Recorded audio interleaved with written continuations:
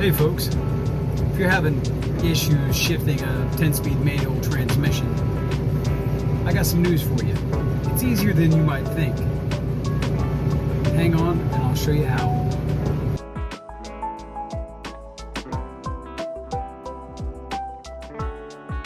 So if you're having trouble shifting a manual transmission in a tractor trailer, you got to remember a few things. It all starts with seat adjustment. Now, when you get in these beasts, you need to make sure that your legs, your thighs, are parallel to the floor. Okay?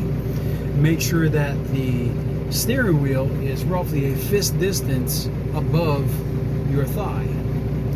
That'll set you up at the right level to sit so that you can engage the clutch properly and let the gears engage properly by using the clutch properly. So, in essence, seat adjustment is the key to shifting this truck. Timing is another key.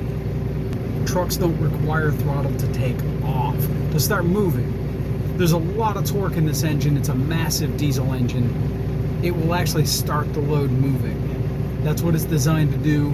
It wants to do it. Use the lowest gear that you need to use to get this vehicle to start moving. With an empty trailer, no problem at all. With a loaded trailer, it's gonna take a little bit, and then you're gonna have to give a little juice, because that's just all there is to it. So let's take a look at the way I have myself set up here.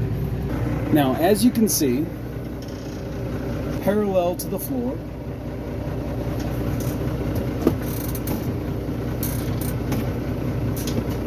the steering wheel, I don't know if you can see that, is a fist distance above my thigh.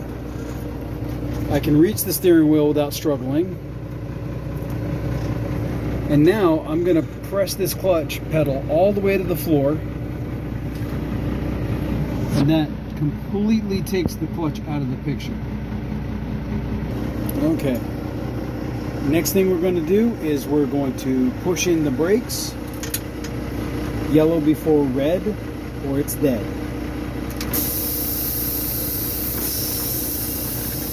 Now, we're going to hold the shifter in a particular fashion. So if you'll notice, I'm not going to hold the shifter like this. I'm not going to hold the shifter like this. If I hold it like this, I'm always going to want to pull it to my leg. If I hold it like this, I may break this top piece off, because this is only held down with steel screws underneath here into an aluminum base. This is made out of plastic. So we can snap it off if we pull on it like this or push on it like that. If we end up ramming this thing into gear, down here where it hooks up to the transmission, way down inside there,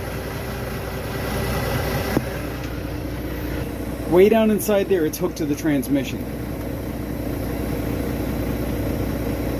Now I'm going to go ahead and I'm going to run my fingers on top of this shifter like this.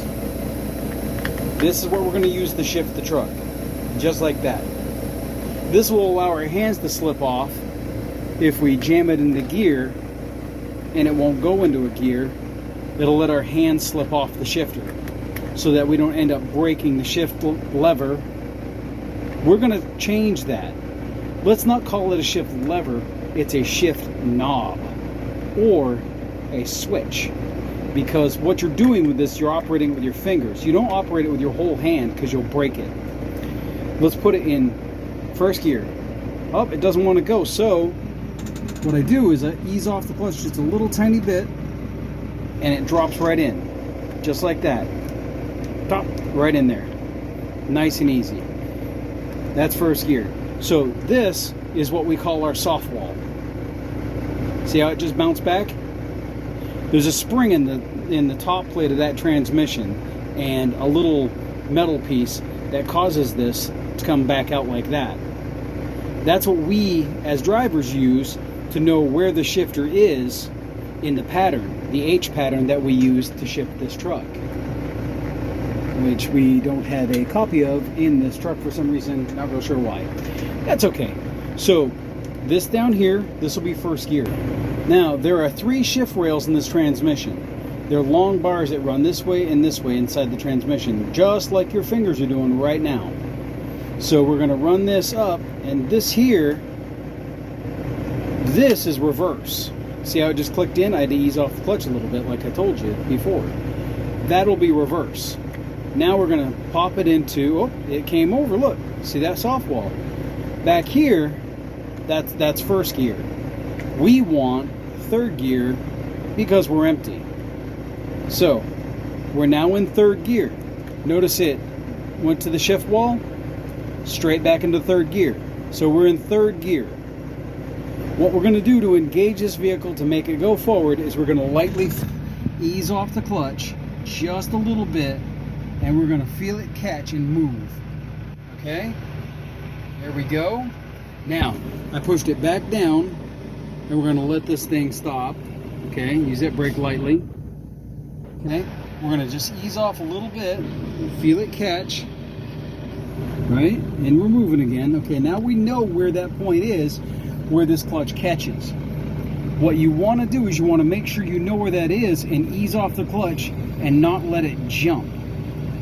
We're letting it catch and it's taking off nice and smooth. Feel how that was? Well, see how that was? That was nice and smooth. We want to stop in the same manner, so don't jam on the brakes when you're trying to stop. These are air brakes. So we don't want to do this because that sucks. We don't want to do that. So we'll not do that anymore. What we're going to do is this right here. Nice and easy. We'll feel it catch. Wow, look at that. How much different is that? Okay? And now that we've got this thing moving, here's what we can do. I'm going to just press the clutch in just enough to make that clutch move away from the flywheel. Just enough. Okay? See how it's not doing anything? That's just a little tiny bit. Okay? Just a little tiny bit. When we do that, we come into third gear again. Alright? We're going to ease forward just enough to feel it catch. Ooh, here we go.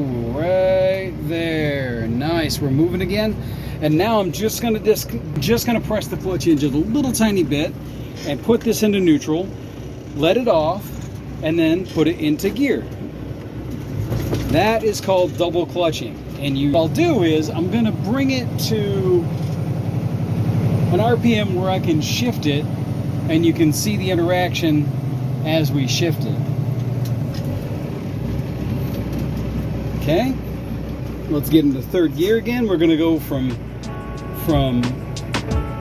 third to fourth. So, clutch to neutral, clutch to gear, fourth, clutch neutral, clutch gear.